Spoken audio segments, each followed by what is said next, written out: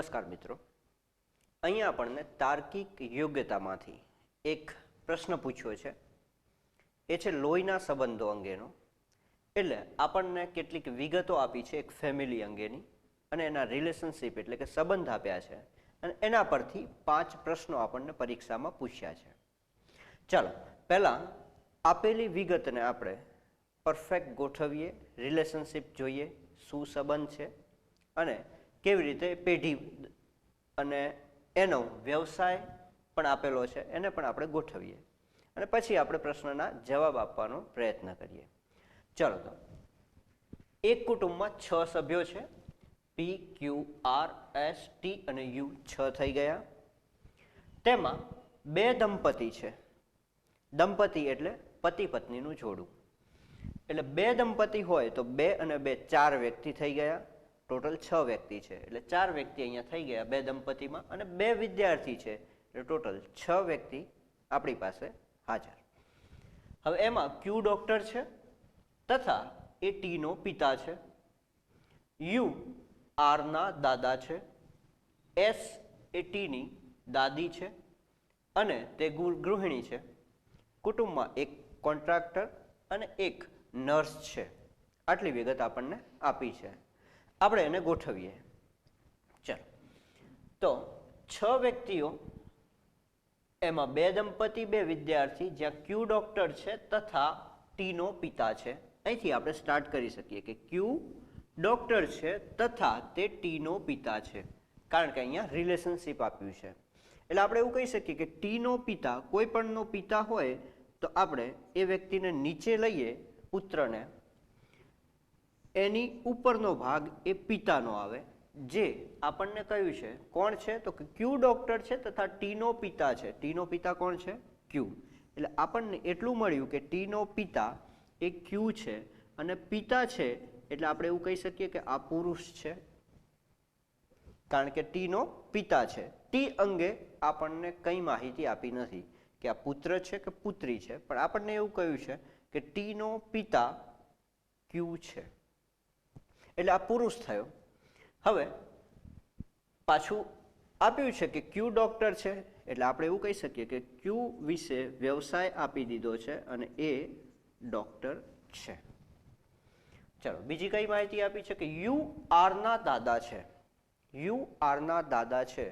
હવે અહીં આપણને એક પેઢી મળી, પણ જ્યારે દાદા કે ત્યારે શું થાય? પિતાના પિતા, એટલે કે 2 પેઢી મળે. આપણે એને સામાન્ય રીતે ગોઠવીએ તો એવું કહી શકાય કે યુ આરના દાદા છે એટલે આર સપોઝ અહીંયા હોય તો યુમાં એક પેઢી છોડવી પડશે અને પછી ઉપર આવશે અને દાદા હશે તો એ પુરુષ હશે. દાદા હશે તો એ પણ પુરુષ હશે, તો જ દાદા થશે. બરાબર? એટલે આપણે એવું કહી શકીએ કે યુ એ આરના દાદા થયા. હવે અહીં ત્રીજી પેઢી જે આપી છે આર, આપણે સામાન્ય રીતે એવું તો સમજી જ શકીએ કે અહીં 2 વિદ્યાર્થી છે અને આ જો 2 પેઢી ઉપર આપી દીધી હોય તો અહીંયા એક દંપતી હોય, અહીંયા એક દંપતી હોય અને પછી 2 વિદ્યાર્થી હોય. ખરું? દંપતી અહીંયા એક મળશે દાદાના સ્થાને, અહીંયા પિતાના સ્થાને એક દંપતી મળવું જોઈએ અને અહીંયા વિદ્યાર્થીઓ મળવા જોઈએ. આટલી વિગત ખાલી મનમાં આપણી આછી સ્પષ્ટ થાય છે. તો આપણે ફરી આગળ જઈએ તો એસ એ ટીની દાદી છે. ચાલો, એસ એ ટીની દાદી છે. હવે આ દાદા હતા તો દાદી એમના વાઈફ હોય, એમના વાઈફ હોય. એ કોની દાદી છે તો કે એસ એ ટીની દાદી છે. ટીની દાદી હોય તો એક પેઢી નીચે ઉતરી અને ટી અહીંયા હોય કે ટીના પિતા અને પિતાની માતા, તો જ દાદી થાય. અને દાદી કે એટલે આ સ્ત્રી આવે. એસ એ ટીની દાદી છે એટલે આવું થયું કંઈક. ટીના પિતા અને એમની માતા એટલે દાદી થાય. બરાબર? ચલો, આપણને અહીંયા પણ વિગત આપી હતી અને કેટલીક વિશેષ વિગત અહીંયા આપી. એના આધારે આપણે આ બંનેને કમ્બાઈન કરીએ તો એવું કહી શકીએ કે ટીના પિતા જો ક્યુ હોય તો ક્યુના પિતા એ યુ હોય તો જ એ ટીના આ દાદી થાય તો આ દાદા થાય. એટલે આપણને અહીંયા ખબર પડી કે યુ એ બીજું કંઈ નહીં, પણ જો ટીના દાદા હોય અથવા આરના દાદા હોય તો એ પુરુષ થશે. હવે અહીંયા આપણને બીજી વિગત અહીંયા મળી જ ગઈ હતી કે એસ એ દાદી હોય તો સ્ત્રીલિંગમાં આવશે અને એમની પત્ની હોય. તો એસ એ ટીની દાદી છે અને પાછું આપ્યું છે કે તે શું છે? ગૃહિણી છે. બરાબર, તે ગૃહિણી છે. હવે કુટુંબમાં એક કોન્ટ્રાક્ટર અને એક નર્સ છે. હવે સામાન્ય રીતે જોઈએ તો નર્સ એ સ્ત્રી પાત્ર જ હોય. નર્સ એ મોટે ભાગે સ્ત્રી પાત્ર જ હોય. તો કોન્ટ્રાક્ટર એ જેન્ટ્સ પાર્ટ હોય. તો અહીંયા આપણને સ્ત્રી, એક સ્ત્રી તો ગૃહિણી છે, બીજી કોઈ સ્ત્રી આપી નથી. તો એ કોણ હોય? તો અહીંયા આપણે એવું કહી શકીએ ક્યુની વાઇફ હોય. ઓકે, ક્યુની વાઇફ કોણ હોય? આપણી પાસે શું શું આવી ગયું? તો એસ આવી ગયો, યુ આવી ગયો, ક્યુ આવી ગયો, ટી અહીંયા છે, આર પણ એના નીચે જ છે કારણ કે એની આ દાદી છે એટલે આમનો સન અથવા ડોટર હોઈ શકે. એટલે કે આર આવી ગયો. તો હવે બાકી કોણ રહ્યું? પી જ બાકી રહે છે. તો એક સ્થાન કયું હોય? અહીંયા જ હોય.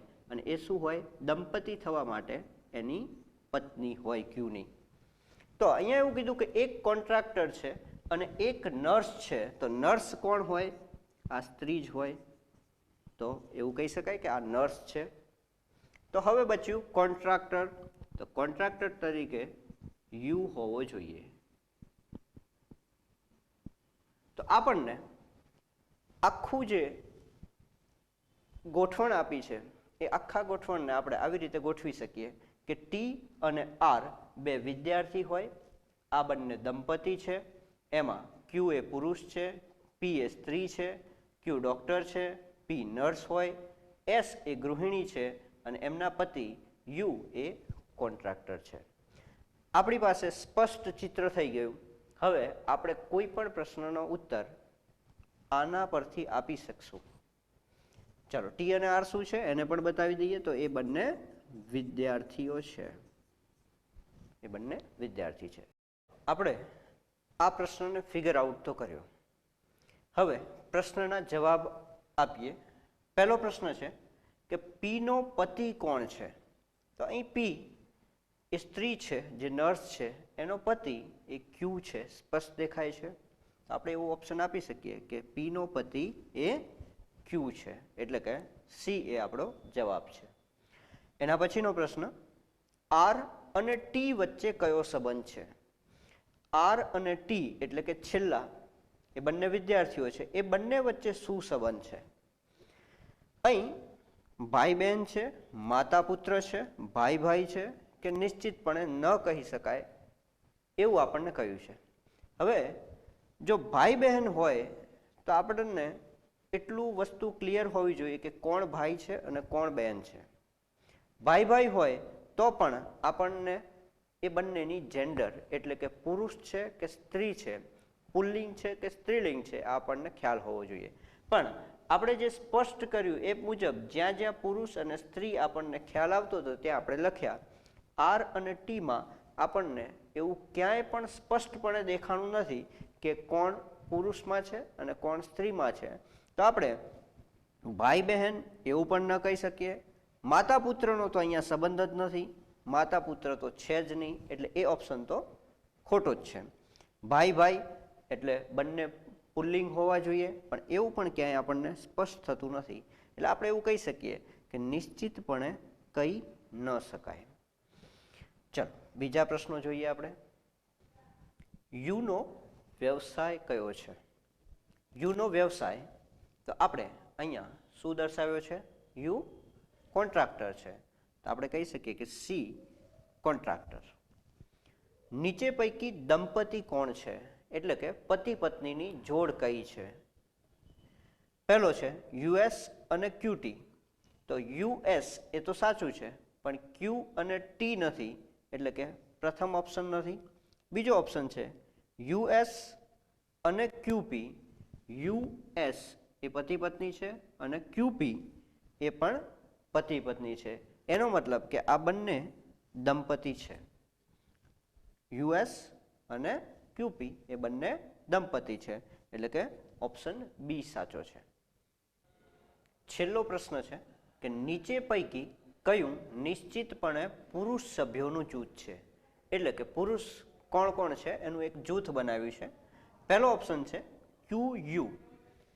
તો ક્યુ અને યુ સ્વાભાવિક રીતે બંને સાચું જ છે, બંને પુરુષ સભ્યોનું જ જૂથ છે, એટલે કે એ ઓપ્શન સાચો છે.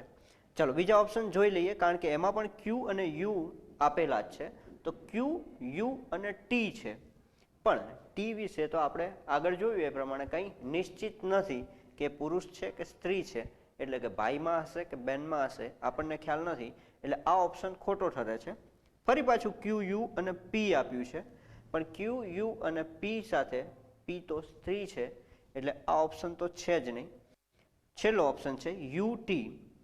યુ પુરુષ છે પણ ટી વિશે આપણને ખ્યાલ નથી, એટલે કે તમામ ઓપ્શન બાકીના ખોટા ઠરે છે. માત્ર પહેલો જ ઓપ્શન ક્યુ યુ એ જ સાચો છે કે ક્યુ અને યુ બંને પુરુષ સભ્યોનું જૂથ છે.